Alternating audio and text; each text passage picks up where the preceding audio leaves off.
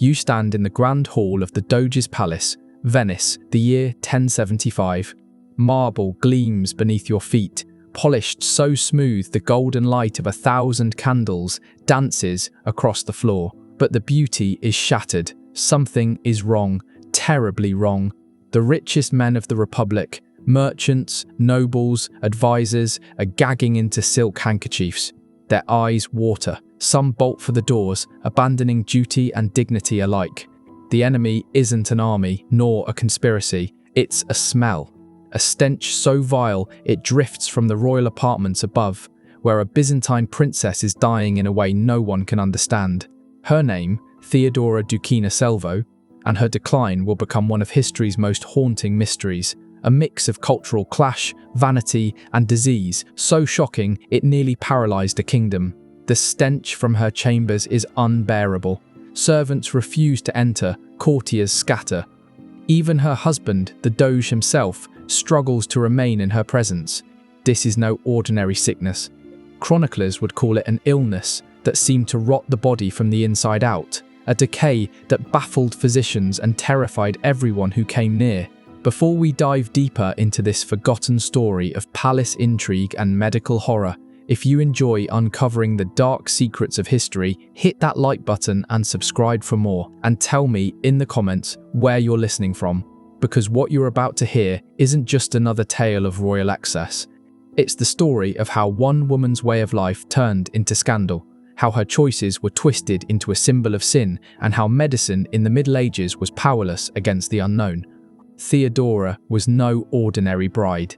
She came from Constantinople, the beating heart of the Byzantine Empire, a city so advanced it made the rest of Europe look centuries behind. Running water, carved marble, dazzling mosaics, libraries and luxuries Venice had never dreamed of. When Theodora married Doge Domenico Selvo in 1075, she carried that world with her, and it unsettled everyone she met.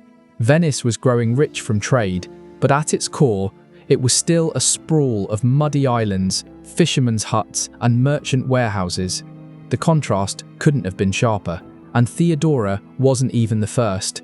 70 years earlier, another Byzantine bride, Maria Argyropulina, had scandalized Venice with strange customs. Chroniclers were still gossiping about her decades later. Both women would be remembered as symbols of luxury, so foreign it bordered on dangerous. The storm began with something that seems laughably innocent today, a fork. At her first Venetian banquet, Theodora sat radiant in silks that shimmered like water, her jewels flickering with firelight. Then she raised a small golden utensil, 2 delicate prongs on an ornate handle, and used it to lift food to her lips. The hall froze. Merchants and diplomats, hardened men who'd faced storms and swords, watched in silence. She did not touch the food with her fingers. To Byzantines, this was normal. To Venetians, it was monstrous. The whispers started instantly. What sort of woman thought herself too holy to eat with her hands? Why use a tool that looked disturbingly like the devil's pitchfork? The fork wasn't just etiquette. It was a symbol of foreign ways, of luxury pushed to blasphemous extremes, of a woman who seemed to despise the customs that had served humanity since Eden. Priests muttered that pride like hers was an invitation for judgment, and the fork was only the beginning. Theodora's daily routines made her seem more sorceress than wife. While Venetians bathed rarely, fearing frequent washing made the body weak, Theodora demanded rainwater collected in ornate vessels for elaborate baths. She refused the public bathhouses, considering them beneath her. Her chambers burned with incense and herbs, filling the palace corridors with scents no Venetian had ever known. She wore gloves dusted with perfume. She introduced finger bowls, napkins, and candles that burned brighter and cleaner than any in Venice. To her, these were comforts. To them, it was an invasion. Because in 1075 Venice, life was a war against stench. Unwashed bodies, fish guts, animal waste, rotting food. The wealthy carried tiny bouquets called nosegays just to endure the smell of the streets. And here was Theodora, not masking odors, but erasing them entirely, replacing them with fragrances that seemed unnatural, otherworldly. Luxury, yes, but also frightening. you quickly realize Theodora wasn't just bringing new habits, she was making a statement. Every bath, every jewel, every perfumed glove whispered the same message: the Venetian way of life wasn't enough. And she didn't stop there. Inside the Doge's palace, she recreated Constantinople itself. An imperial court bloomed in the heart of Venice, ladies in waiting, chamberlains, pages, all arranged in a hierarchy lifted straight from the Byzantine throne room. Where Venetians were used to informal gatherings, Theodora demanded ceremony, she expected reverence. And she got it. Her clothing left jaws slack. Venetian women wore practical fabrics for a city built on mud and sea spray. Theodora swept into rooms draped in silks so fine they shimmered like water, threaded with gold, encrusted with gems. Her jewelry didn't just sparkle, it glowed, bending firelight until she seemed almost otherworldly. Her meals became performances. Tables groaned under pure gold plates and crystal vessels that glittered like ice. Servants presented course after course as if the very act of eating were theatre. For Venetians accustomed to scooping food with their fingers from wooden bowls, the sight was staggering. But what unsettled them most was Theodora herself. She wasn't ashamed, she didn't temper her tastes. To her Byzantine mind, luxury was no sin, it was civilization, proof of human brilliance. Beauty, refinement, art, these were triumphs to be celebrated, not temptations to be resisted. Venetians, however, saw rot beneath the gold. Priests muttered that such excess would rot the soul, while nobles whispered she was steering Venice toward moral collapse. And yet, they couldn't look away. This tension grew like a fault line under the palace. Some Venetians began imitating her ways. Women powdered their faces, perfumed their sleeves, and gathered for elegant entertainments modelled on Theodora's soirees. Merchants smelled profit, racing to copy the crystal, the silks, the scented oils. But just as quickly, resistance hardened. Preachers thundered that foreign ways would damn the Republic, that Venice's strength came from humility and tradition, not Eastern decadence. The city was splitting into factions, and Theodora was the spark. And then disease struck. To understand what unfolded, you need to step into the medical world of the 11th century. Physicians still leaned on theories from Galen and Hippocrates. Illness wasn't biology, it was sin, imbalance, even divine punishment. Hygiene's link to health was barely understood, and palace life was a breeding ground for disaster. Poor sanitation, stagnant air, waste piling up in close quarters, feasts that left leftovers rotting in kitchens. Nobles lived amid luxury and infection. So, when whispers began that Theodora was unwell, no one expected what came next. It started small. Servants noticed her morning baths were shorter, less elaborate. The incense in her chambers burned less frequently. She seemed tired, distracted. Nothing alarming, just the strain of adjusting to a new city, a new life. But then came the change no one could explain. Physicians called it an internal corruption that began to show outwardly. Her body itself seemed to betray her. The decline was subtle at first, but within weeks it became grotesque, so grotesque that chroniclers struggled to describe what they saw. The first undeniable sign was the smell. It didn't matter how much incense she burned, how much perfume she dabbed on her gloves. A foul, organic odor crept from her chambers. Not the sweet haze Venetians associated with her presence, but something darker, heavier, something alive. At first, officials shrugged, perhaps spoiled food, or a fault in the palace drainage. Easy to blame the pipes or the kitchens. But days passed, and the odor only thickened, sinking into the stone itself. Servants, men and women who had endured the filth of medieval Venice all their lives, now gagged when they entered her rooms. Veterans of foul kitchens and disease-ridden alleys turned pale and stumbled out retching. The scent clung to them like a curse. And everyone began to ask the same whispered question: what was happening to the princess? You can almost smell it now. The rich incense, the exotic herbs, the costly perfumes, once symbols of refinement, are powerless against the stench that seeps from Theodora's chambers. And she knows it. Theodora, the dazzling Byzantine princess who once commanded awe, now feels her own body betraying her. Physicians, trained in Constantinople, far more advanced than their Western peers, come armed with confidence, rituals, and remedies. But each attempt fails. Bloodletting, herbal concoctions, dietary restrictions, prayers whispered over her bed. Nothing stops the unseen force tearing her apart from within.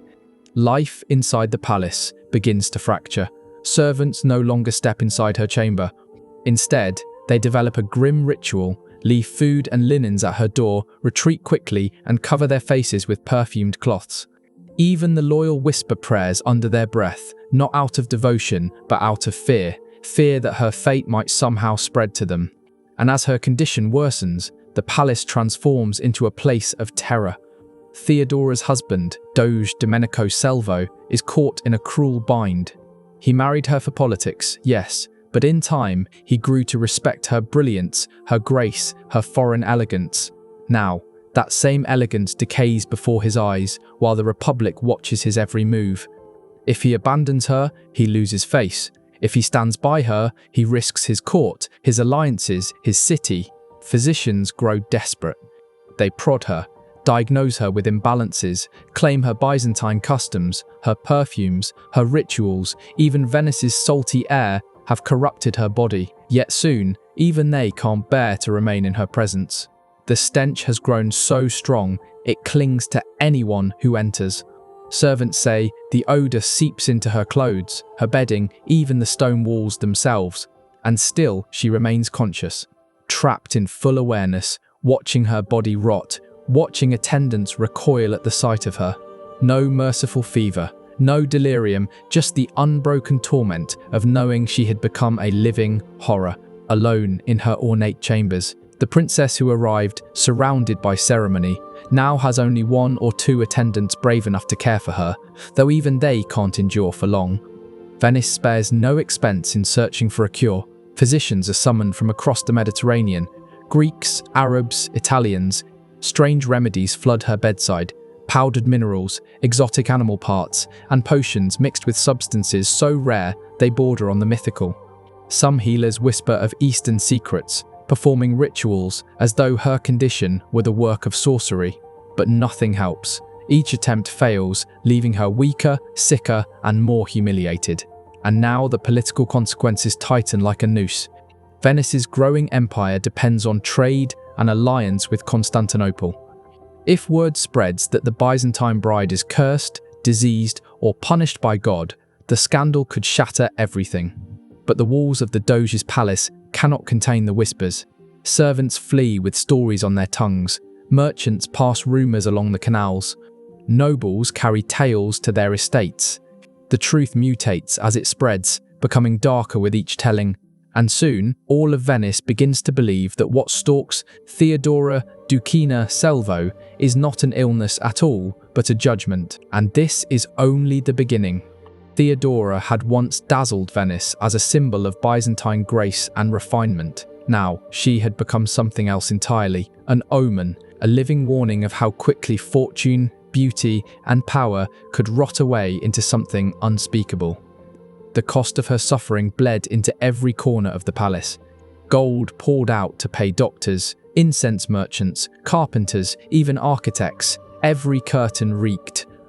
Every tapestry seemed poisoned. They replaced furniture, burned oils day and night, and summoned healers from distant lands. And yet, the stench only spread, creeping like an invisible enemy into every corridor. Servants were breaking down. Some had nightmares. Some starved themselves because food reminded them of the smell. Loyal attendants from Constantinople wept in secret or fled back across the sea rather than watch their mistress wither. Those who stayed did so out of loyalty or fear of dishonor, but even they worked in shifts, darting into her chambers like soldiers into a battlefield, holding their breath as they dropped food and bolted out again. Theodora herself remained painfully aware. Historical records say she understood the toll her presence took. She begged for her rooms to be drowned in the perfume she had once used for beauty scents, that now served only as a desperate mask for decay. The contrast was unbearable. This was a woman who had introduced Venice to the finest silks, the most delicate dining rituals. Now she lay in a chamber no one could enter without gagging. The palace transformed into a nightmare. Diplomats refused to enter. Venice's government quietly shifted meetings elsewhere. Terrified foreign envoys would whisper of the Doge's cursed bride. Her illness was no longer private. It was threatening the city's very reputation. And through it all, the princess's mind remained sharp. She could see it. She could feel it. The revulsion in the eyes of those who dared look at her. The pity in the whispers of servants outside her door. The knowledge that her very existence was destroying not just her body, but the empire around her.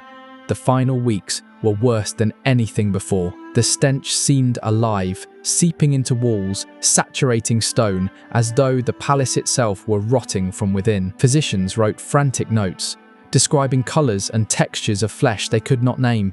Some said her body was breaking down from the inside out, rotting while she was still awake, still conscious. Think about that. Fully aware, fully alive, yet forced to endure as her body betrayed her, inch by inch. And just when it seemed no more horror could unfold, it did. The palace was running out of answers, so officials cast their net across the Mediterranean. Physicians came from Constantinople, Alexandria, even Baghdad. Each arrived with bold theories, each left defeated. None could slow the nightmare consuming Theodora. Some claimed it was in her bloodline, a curse of Byzantine royalty born from centuries of political marriages. Others insisted it was her perfumes and exotic cosmetics, reacting with Venice's damp lagoon air. They proposed bizarre purification rituals. But instead of healing her, these treatments only deepened her suffering. Desperation grew. Scholars combed ancient Greek and Roman texts, praying for precedent. They found scraps of stories, strange illnesses, unearthly odors, but no cures. Meanwhile, the palace itself was beginning to crumble. Wood rotted. Stone walls sweated with a corrosive damp. Fabrics decayed faster than they could be replaced. It was as if the building was dying alongside its princess. And the smell, my God, the smell. It drifted beyond palace walls, down city streets, across markets and harbours. Venetians began avoiding entire districts. Merchants complained their stored goods were ruined simply by proximity. Even the air was turning against them, yet Theodora remained conscious. That may have been the cruelest twist. She could see the horror in people's eyes, hear their whispers, feel her family's honour collapsing with her body. She kept writing letters, fragile messages to Constantinople, though handling them was a risk. If any survived, they would be priceless windows into her tormented final days. Palace staff invented strange new rituals just to function, secret pathways sealed from the smell, alternative routes for diplomats so they would never glimpse the truth. Guards abandoned their posts, overcome by nausea. The stench itself became a kind of security system, but through it all, two nameless servants endured.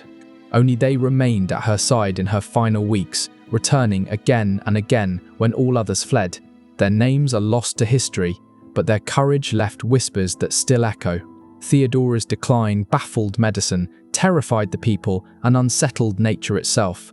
Rats and insects fled her chambers, dogs howled at the air.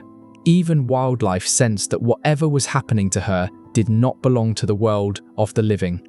And so, in 1083, death finally came, a release, a mercy, yet also the birth of something much larger. For even before her body was laid to rest, her legend was taking form. A tale of decay and mystery so shocking it would spread across Europe, whispered in taverns, recorded in chronicles, and retold for centuries. But here's the question: what really killed Theodora? And why has no modern diagnosis ever fully explained it? The woman who had once dazzled Venice with her Byzantine sophistication died alone in chambers that had become uninhabitable to everyone except herself. Servants who discovered her body reported that even in death, the mysterious condition that had plagued her final years showed no signs of abating. Palace officials faced an unprecedented challenge in handling her remains. Traditional funeral preparations were impossible given the state of her body and the overwhelming odour that intensified even after death. The elaborate Byzantine rites that would have honoured someone of her status had to be abandoned. replaced with measures meant to contain what had become a public health crisis. The Doge himself, Doukaina Selvo, was forced to make unthinkable decisions. Historical records show he authorized the immediate sealing of the princess's chambers, transforming them into a tomb within the palace itself. Venetian craftsmen worked tirelessly, operating in shifts and wearing cloth masks soaked in vinegar and aromatic oils, yet even brief exposure left them gagging. Tools corroded faster than usual, mortar set strangely, and every moment of the construction seemed touched by the same unnatural force that had claimed the princess. The aftermath rippled far beyond the palace walls. Merchants found goods tainted by the pervasive stench, some forced to discard entire shipments into the lagoon rather than risk contamination. And yet, the tale of Theodora Doukaina Selvo endured, preserved in palace archives and whispered in Venetian streets for centuries. Her story reminds us how the collision of cultural pride, medical ignorance, and human vanity can transform one person's life into a tragedy that echoes across time. Whether her fate was cosmic justice or a cruel medical mystery, the doomed princess became an eternal warning about the dangerous intersection of power, excess, and forces beyond human understanding. Even after the princess's death, her story refused to fade. Venice rebuilt around the sealed chambers, but whispers of Theodora Doukaina Selvo haunted the palace for generations. Scholars debated the true cause of her mysterious illness, some pointing to exotic poisons, others to rare genetic conditions from centuries of Byzantine royal marriages, and still others believing it a cruel cosmic punishment for defying local norms. Her tale became legend, a chilling reminder of how fragile human life can be when medicine, culture, and power collide. Theodora's life had been marked by brilliance and sophistication, yet it ended in isolation. Her extraordinary habits misunderstood, her body betrayed by forces that no one could control. Historians now look back and see more than just a medical mystery. They see a woman ahead of her time, a cultural ambassador whose presence forever changed Venetian society. The perfumes, utensils, and rituals she introduced gradually became part of Venetian life, a subtle testament to her lasting influence. But for those who lived through her final years, Theodora's name was synonymous with fear, tragedy, and the unsettling reminder that civilization's finest veneer can be stripped away in an instant by forces we cannot comprehend. She remains a haunting figure in history, beautiful, brilliant, and terrifyingly human, a story that still fascinates and unsettles anyone who learns of her fate.